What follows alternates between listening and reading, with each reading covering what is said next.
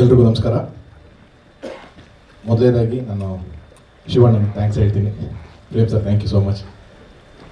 ಈ cinema title fix ಆಗಿ ನಾವು ಅನೌನ್ಸ್ಮೆಂಟ್ ಲೇಟ್ ಯಾಕೆ ಮಾಡಿದ್ದು ಅಂತಂದರೆ, ಸಿನಿಮಾ ಕಂಪ್ಲೀಟ್ ಮಾಡಬೇಕು ಅನ್ನೋ ಉದ್ದೇಶ ಇತ್ತು ನನಗೆ. ಫುಲ್ ಸಿನಿಮಾ ಕಂಪ್ಲೀಟ್ ಆಗಲಿ, ಆಮೇಲೆ ಮಿಕ್ಕಿದ್ದೇನಿದ್ರು ಪ್ರಮೋಷನ್ ಶುರು ಮಾಡೋಣ ಅಂತ. ನಾವು ಪ್ಲ್ಯಾನ್ ಮಾಡಿದ್ದು ಎಕ್ಸಾಕ್ಟ್ ಒಂದು 6 ಮಂತ್ಸಲ್ಲೇ ಪಿಕ್ಚರ್ ಕಾಪಿ ತೆಗೆದು ರಿಲೀಸ್ ಮಾಡಬೇಕು. ನಾವು ಜನವರಿ ಎಂಡಿಗೆ ಶುರು ಮಾಡಿದ್ವಿ ಈ ಸಿನಿಮಾನ ಶೂಟಿಂಗು. ಸೊ ಆಲ್ಮೋಸ್ಟ್ ನನಗೆ ಈ ಟೈಮಲ್ಲಿ ಜೂನ್ ಜುಲೈ ಒಳಗಡೆ ರಿಲೀಸ್ ಮಾಡೋಣ ಅಂತ ಅನ್ಕೊಂಡಿದ್ದು. ಆಗುತ್ತೆ, ಕರೆಕ್ಟಾಗಿ ಪ್ಲ್ಯಾನ್ ಮಾಡಿದ್ರೆ ಈ ಥರದೊಂದು ಸಿನಿಮಾ ಮಾಡ್ಬೋದು, ಬೇಗ ಸಿನಿಮಾ ಆಗಬೇಕು ಅನ್ನೋ ಉದ್ದೇಶದಿಂದ ತೊಗೊಂಡಿದ್ದ ಪ್ರಾಜೆಕ್ಟು. ಸೆಂಟ್ರಲ್ ನಮಗೆ ಫಾರೆಸ್ಟೇ ಶೂಟಿಂಗ್ ಇದ್ದಿದ್ದರಿಂದ ಕೆಲವೊಂದು ಫಾರೆಸ್ಟ್ ಪರ್ಮಿಷನ್ಸು ಅದೆಲ್ಲ ಸ್ವಲ್ಪ ನಮಗೆ ಸೆಂಟ್ರಲ್ ಸ್ವಲ್ಪ ನಮಗೆ ಅದು ಗೊತ್ತಾಯಿತು ಟಫ್ ಇದೆ ಅಂತ ಅಂದ್ಬಿಟ್ಟು 2-3 ಇನ್ಸಿಡೆಂಟಿಂದ ಫಾರೆಸ್ಟ್ ಡಿಪಾರ್ಟ್ಮೆಂಟು ಸ್ವಲ್ಪ ಸೀರಿಯಸ್ ಆಗಿ ಅದನ್ನು ಸ್ಕ್ರೂಟ್ನಿ ಮಾಡೋಕ್ಕೆ ಶುರು ಮಾಡಿದ್ರು. ಹಾಗಾಗಿ ಸ್ವಲ್ಪ ಡಿಲೇ ಬಂತು. Otherwise that was the intention. And ಯಾವಾಗ ನಾವು ಟೈಟ್ಲ್ ಅನೌನ್ಸ್ ಮಾಡಬೇಕು ಅಂತ ಅಂದ್ಕೊಂಡ್ವಿ, ನಮ್ಮ ತಲೆಗೆ ಶಿವಣ್ಣ ಬಿಟ್ಟರೆ ಬೇರೆ ಬಂದಿಲ್ಲ. ಇಷ್ಟೇ ಕಾರಣ, ನಮಗೆ ಈ ಟೈಟಲ್ ಏಳು ಮಲೆ ಅಂತಂದರೆ ಶಿವನ್ ಬಿಟ್ಟರೆ ಇನ್ನು ಯಾರು ಬಂದಿಲ್ಲ ನಾವು ಲಾಂಚ್ ಮಾಡೋಕ್ಕಾಗತ್ತೆ. ಹಾಗಾಗಿ ನನ್ನ ರಿಕ್ವೆಸ್ಟ್ ಮಾಡ್ಕೊಂಡ ತಕ್ಷಣ ಅವರು ಒಂದೇ ಮಾತಿಗೆ ಒಪ್ಕೊಂಡು ಬಂದರು. ಆ್ಯಂಡ್ ಎಲ್ಲ ಭಾಗದಲ್ಲೂ, ಕರ್ನಾಟಕದ ಎಲ್ಲ ಭಾಗದಲ್ಲೂ ಏಳುಮಲೆ ಅಂತ ಒಂದು ಊರು, ಮಲೆ ಮಹದೇಶ್ವರ ಅಂತ ದೇವಸ್ಥಾನ, ಅದರದೊಂದು ಪವರ್ಫುಲ್ ಏನು ಅನ್ನೋದನ್ನ ಸಿನಿಮಾ ಮುಖಾಂತರ ಹೇಳಿದ್ರಲ್ಲೇ ಬಹುಶಃ ದ ಫ್ಲಾಗ್ ಬೇರರ್ ಅಂತಂದರೆ Shivanna sir and Prem sir. ನಾನು ಅದೇ ಒಂದು ಎಲ್ಲರೂ ನಾವು ಜೋಗಿ ಎಷ್ಟು ನಾವು ಅದು ಆ ಬ್ಯಾಕ್ ಡ್ರಾಪ್ ಇಟ್ಕೊಂಡು, ಆ ಭಾಷೆನ ಇಟ್ಕೊಂಡು, ಆ ಸಾಂಗ್ನ ಇಟ್ಕೊಂಡು ನಾವೆಲ್ಲ ಎಷ್ಟು ಸೆಲೆಬ್ರೇಟ್ ಮಾಡಿದ್ವೋ, ಅದಕ್ಕೆ ಎಷ್ಟೋ ಮುಂಚೆನೆ ಜನ್ಮದ ಜೋಡಿನಲ್ಲಿ ಕೂಡ ನಾಗಾಭರಣ ಸರ್ ಶಿವಣ್ಣ ಅದನ್ನ ಕೋಲು ಮಾಡಿ ತಗೊಂಬಂದು ಅವತ್ತಿಗೆ ಕೂಡ ನಮ್ಗೆ ಎಜುಕೇಟ್ ಮಾಡ್ಕೊಂಡ್ಬಂದಿದ್ರು. ಸಿನಿಮಾ ಮುಖಾಂತರ ಈ ಪ್ರಾಂತ್ಯನ ಎಜುಕೇಟ್ ಮಾಡ್ಕೊಂಡ್ ಬಂದಿದ್ರು. ಸೊ ಹಾಗಾಗಿ ನಮಗೆ it was a blessing from Shivanna. ನನಗೆ ಇದು ಟೈಟಲ್ ಲಾಂಚ್ ಆಗ್ತಾ ಇರೋದು. ಸಿನಿಮಾ ಅಫ್ಕೋರ್ಸ್ ಒಂದು ಕತೆ ಎಕ್ಸೈಟ್ ಆಗಬೇಕು, ಅವಾಗಲೇ ನಾವು ಪ್ರೊಡಕ್ಷನ್ ಮಾಡಬೇಕು ಅಂತ ಬರೋದು. ಪುನೀತ್ ಕ್ಲೀನಾಗಿ ಈ ಎಕ್ಸಾಮಲ್ಲಿ ಯಾರೋ ಅಂದರು, ನಾವೇನೋ ಒಂದು ಸೀನಿಯರ್ಸ್ದೆಲ್ಲ ಒಂದು ನೋಟ್ಬುಕ್ಗಳು ಇಸ್ಕೊಂಡು ತಿಳ್ಕೊಂಡಿರ್ತೀವಿ, ಏನಾಗಿತ್ತು ಎಕ್ಸಾಮ್ ಟೈಮ್ಸಲ್ಲಿ ಏನೇನು ಓದಿದ್ರು ಅಂತೆಲ್ಲ ಮಾರ್ಕ್ ಮಾಡ್ತೀವಲ್ಲ. ಹಂಗೆ ಪುನೀತ್ ಜಡೇಶ್ದು ಒಂದು ಕೇಸ್ ಸ್ಟಡಿನ ನೋಡ್ಬಿಟ್ಟಿದ್ದ. ಓಹೋ, ಜಡೇಶ್ ಏನು ಮಾಡ್ದ, ಹಿಂಗೆ ಜಡೇಶ್ ಹಿಂಗೆ ಬಂದರು, ಗುರು ಶಿಷ್ಯರು ಒಂದು ಕತೆ ಹೇಳಿದ್ರು, ಒಂದು ಲೈನ್ ಹೇಳಿದ್ರು, ಅಲ್ಲಿಂದ ಶುರು ಆಯಿತು ಒಂದು ಜರ್ನಿ. ಕೊನೆಗೆ ತರುಣ್ ಅವರು ಪ್ರೊಡಕ್ಷನ್ ಮಾಡಿದ್ರು, ಅಲ್ಲಿಂದ ನೆಕ್ಸ್ಟು ಕಾಟೇರ ಜಡೇಶ್ ಅವ್ರು ಬಂದರು.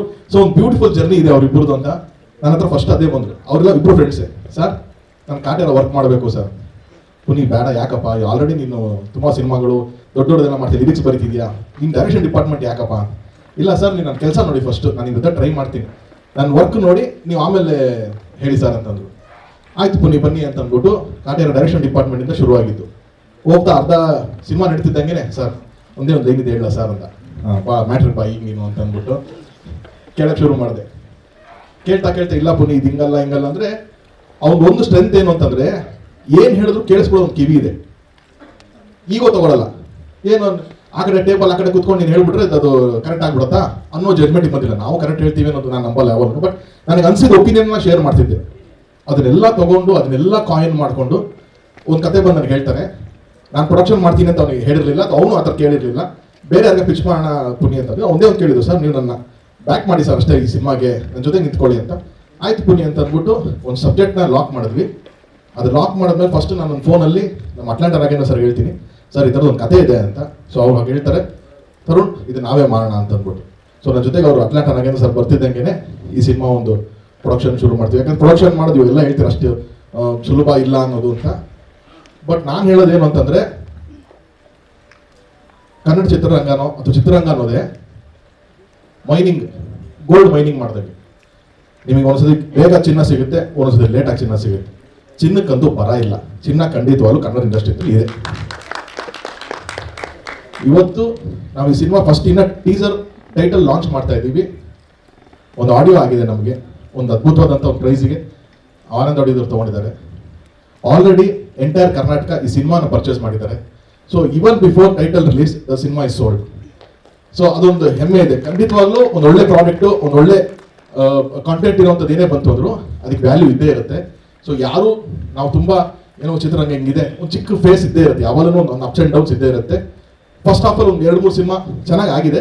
ಸೆಕೆಂಡ್ ಹಾಫಲ್ಲಿ ಒಂದು ಅದ್ಭುತವಾದ ಸಿನಿಮಾಗಳು ಲೈನ್ ಅಪ್ ಇರೋದ್ರಿಂದ ಅದ್ಭುತವಾಗಿ ಆಗುತ್ತೆ ಅನ್ನೋ ಒಂದು ನಂಬಿಕೆ ಇದೆ. ಆ್ಯಂಡ್ ಒಂದು ಬ್ಯೂಟಿಫುಲ್ ಟೀಮ್ ಸೆಟ್ ಆಗಿತ್ತು. ಡಿ ಇಮಾನ್ ಅವರು ಮ್ಯೂಸಿಕ್ ಮಾಡ್ತಿದ್ದಾರೆ ಸಿನಿಮಾಗೆ. ಅದ್ವೈತ ಕ್ಯಾಮ್ರಾಮನ್ ತುಂಬ ಅದ್ಭುತವಾದಂಥ ಒಂದು ಸಿನಿಮಾಟೋಗ್ರಫಿ ಮಾಡಿದ್ದಾರೆ. ಜಸ್ಟ್ ಅವ್ರು ಏನು ಕೇಳಿದ್ರು ನಾನೊಬ್ಬ ಡೈರೆಕ್ಟರ್ ಆಗಿ ಒಂದು ಪ್ರೊಡ್ಯೂಸರ್ ಆಗಿ ಎರಡೂ ಥರ ಯೋಚನೆ ಮಾಡಿ ಈ ಸಿನಿಮಾಗೆ ನಾನು ಒದಗಿಸ್ಕೊಂಡು ಬಂದಿದ್ದೀನಿ. ಕತೆ ಕಾಂಟೆಂಟ್ ಏನಿಲ್ಲ, ಇಷ್ಟೇ. ಈ ಸಿನಿಮಾ ನಡೆಯೋದು ಇಲ್ಲೊಂದು ಬಾರ್ಡರ್ ಕಾಣಿಸ್ತಾ ಇದೆಯಲ್ಲ, ಇಷ್ಟಲ್ಲಿ ನಡೆಯೋ ಒಂದು ಕತೆ ಇದು. ಒಂದು ರಿಯಲ್ ನಡೆದಂಥ ಒಂದು ಇನ್ಸಿಡೆಂಟು, ಒಂದು ಚಿಕ್ಕ ಫಿಕ್ಷನ್ ಎರಡೂ ಬ್ಲೆಂಡ್ ಮಾಡಿ ಮಾಡಿದಂಥ ಒಂದು ಸಿನಿಮಾ. ನಿಮ್ಮೆಲ್ಲರ ಆಶೀರ್ವಾದ ಇರಲಿ. And two beautiful newcomers, Rana and Priyanka ಈ ಸಿನಿಮಾಗೆ ಬರ್ತಾರೆ ಅಂತ ನನಗೂ ಗೊತ್ತಿರಲಿಲ್ಲ. ಬಟ್ 3 ತಿಂಗಳು 4 ತಿಂಗಳು ನಾವೇ ಟ್ರೈನಿಂಗ್ ಕೊಟ್ಟು ಅದಕ್ಕಿಂತ ಇನ್ನೇನು ಅಂತ ಅಂದ್ಬಿಟ್ಟು ಮಹಾನಟಿನ ಆಲ್ಮೋಸ್ಟ್ ಟ್ರೈನಿಂಗ್ ಆಗೋಗಿತ್ತು. ಸೊ ಪರ್ಫೆಕ್ಟ್ ಸೂಟ್ ಆಗ್ತಾಳೆ ಈ ಹುಡುಗಿ ಅಂತ ಅನ್ಕೊಂಡಿದ್ವಿ ನಾವು. ಆ್ಯಂಡ್ ಇವತ್ತು ನಾವು ಸಿನಿಮಾ ನಾನು ಕಾಪಿ ನೋಡಿದಾಗ ನನಗೆ ತುಂಬ ಹೆಮ್ಮೆ ಹೇಳ್ತೀನಿ. She is a very very very bright future Kannada ಇಂಡಸ್ಟ್ರಿಯಲ್ಲಿ ಇದೆ ಅವರಿಗೆ. ಆ್ಯಂಡ್ ರಾಣಂಗೆ ನಂಗೆ ಥ್ಯಾಂಕ್ಸ್ ಹೇಳಲ್ಲ, ನಾನು ಪ್ರೇಮ್ ಸರ್ಗೆ ಥ್ಯಾಂಕ್ಸ್ ಹೇಳ್ತೀನಿ. ಯಾಕೆ ಅಂತಂದರೆ ಅದೇನು ಹೇಳ್ತಾರಲ್ಲ, ಗೋಡೌನಲ್ಲಿ ಚೆನ್ನಾಗಿದ್ದರೆ ಶೋರೂಮಲ್ಲಿ ಚೆನ್ನಾಗಿರೋದು ಐಟಮ್ ಬರೋದು ಅಂತ. ಎಕ್ಸ್ಟ್ರಾರ್ಡಿನರಿ ಫ್ಯಾಕ್ಟ್ರಿ ಮ್ಯಾನುಫ್ಯಾಕ್ಚರ್ ಚೆನ್ನಾಗಿ ಆಗೋಗಿತ್ತಲ್ಲಿ.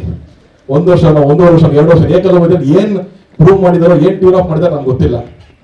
Brilliant actor and a brilliant human being Rana.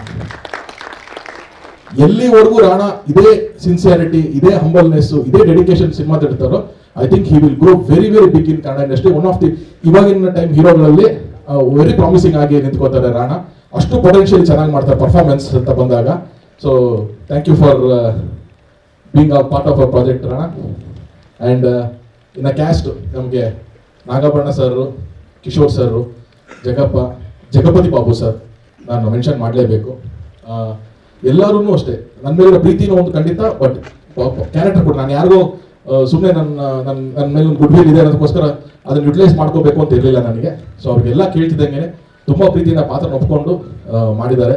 So ಎಲ್ಲರೂ ಥ್ಯಾಂಕ್ಸ್ ಹೇಳ್ತೀನಿ ನಾನು. And finally one of the biggest strength, ನಾನು ಪ್ರೊಡಕ್ಷನ್ ಮಾಡಬೇಕು ಅಂತ ನಿಂತಾಗೆಲ್ಲ ನನಗೆ ತುಂಬ ದೊಡ್ಡ ಸ್ಟ್ರೆಂತ್ ಆಗಿ ನಿಂತ್ಕೊಳ್ಳೋರು ನಮ್ಮ ರಾಜು ಗೌಡ್ರು and Dayanand sir. So it is not easy to produce a film. They have been backing me.